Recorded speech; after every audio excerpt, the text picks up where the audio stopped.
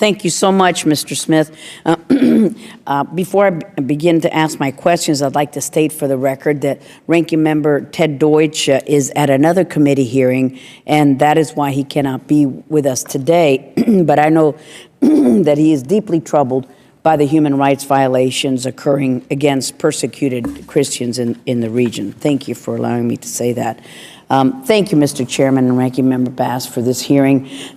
Assistant Secretary Richard, you had testified in front of the Middle East and North Africa Subcommittee last September on the humanitarian crisis. Unfortunately, not only has the situation gotten worse, but Iraq is now facing a real crisis as ISIL has become stronger, more sophisticated.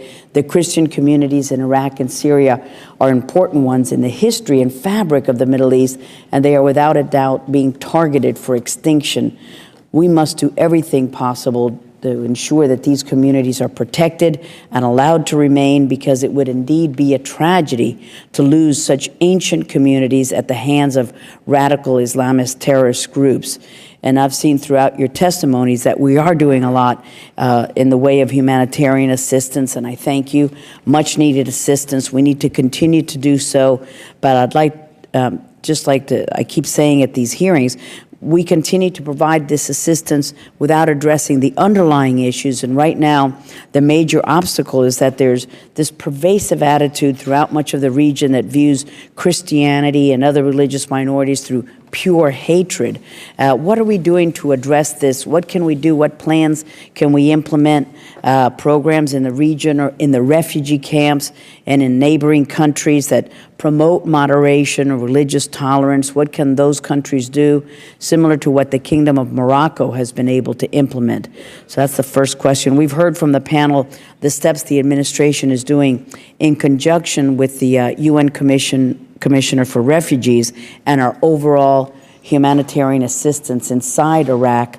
But these programs encompass everyone impacted by ISIL's march, including in Erbil. Are there any specific programs designed to toward aiding the Christian community? How much are we spending directly in aid to help them? From what I've seen, also, religious freedom and human rights seem to be ranked very low on the priority scale for this administration.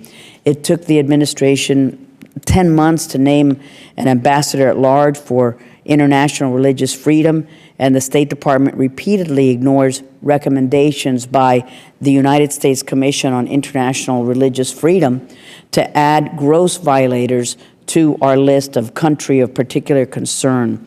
It finally recertified countries this year after failing to do so for many years, and added a new country for the first time since 2006, but failed to add countries that the Commission had been recommending for years now, including both Syria and Iraq.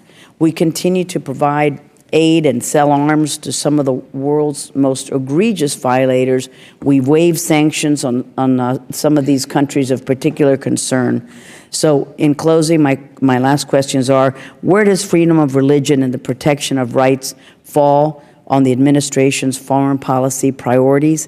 And why has the administration ignored repeated recommendations by the Commission to add Syria, Iraq, and several other countries to the countries of particular concern list, despite more than ample evidence that religious minorities have been in danger? Thank you so much for the time, Mr. Chairman.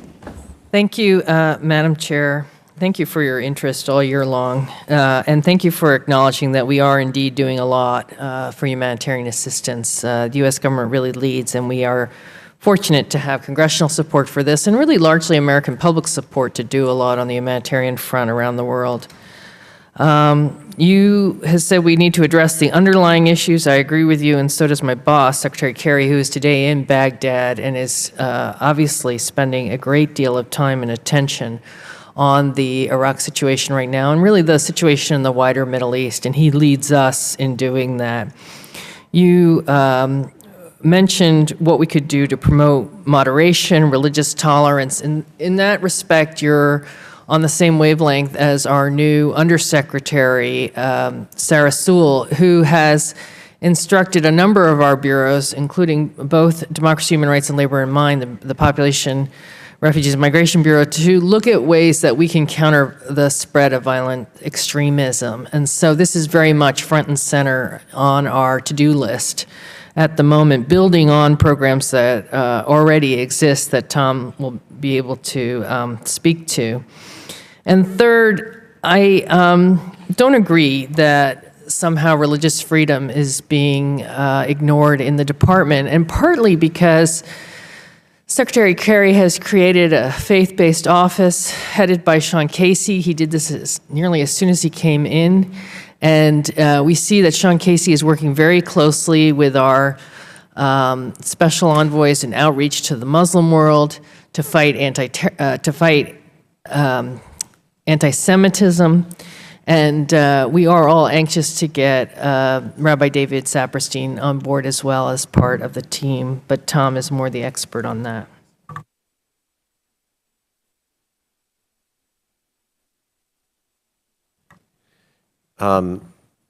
As far as what we do to promote this cause, and I would say very strong self-interest in religious tolerance around the world, and particularly in this region, I'd say we work bottom-up and top-down.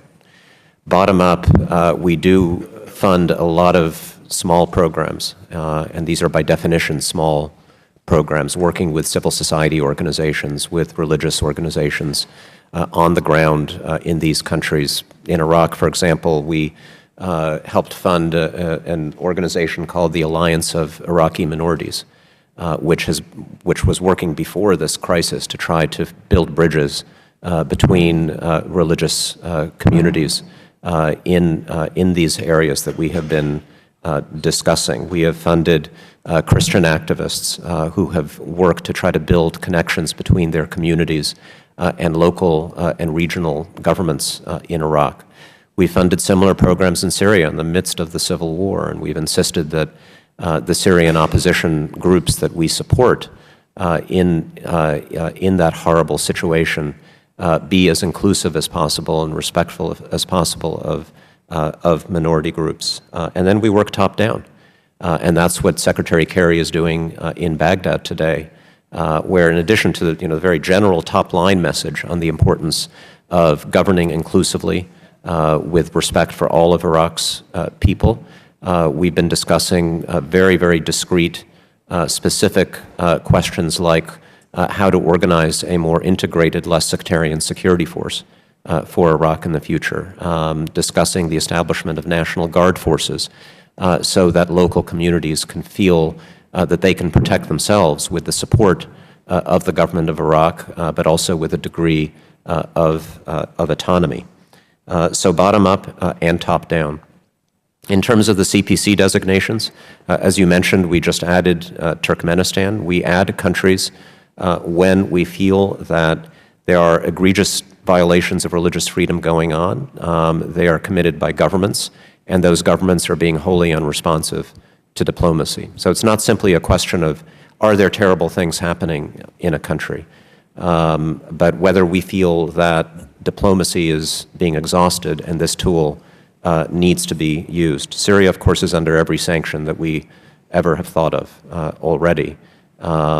Iraq has a new, more inclusive, less sectarian government that has made the commitments that we want to see. Thank you. I know that I'm way out of time. Real quick, if gentlemen would yield Please. very quickly. So we'll have to see how that government... Our concern has been, and that's why I think Mr. Farr's statement about low priority, it's not that you haven't done anything, and I would respectfully submit that under Secretary Kerry, it has been increased, and it was at a much lower level under Secretary Clinton. And we had a hearing, and we heard from Robbie George, who was then the president of the commission, Religious Freedom Commission, and he pointed out in the strongest possible terms, it was since 2011, and at that point, no CPC designations had been made, and that looked like a sleep at the switch, if ever there was one. I mean, again, having been one of the architects of the Wolf Act, there was no doubt that that was meant to be done every year. It was to be robust, and then the sanctions part was meant to really have teeth And Saudi Arabia gets on the list every year, and what do they get? If not even a slap on the wrist. And we know that much of the funding, the Wahhabis and others.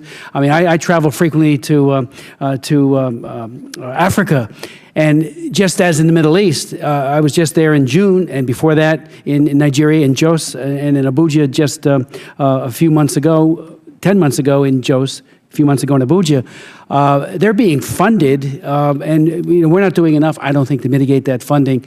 And it's, as Mr. Farr points out, root cause is this radical Islamic view. And he makes a good point, and I'm sure you share it, that moderate Muslims are many, but they're being crowded out and they're being victimized as well. But these other more virulent extremists who see first Christians, and then if they're not witting accomplices with the extremists, then they target the more moderate Muslims. Mr. Vargas.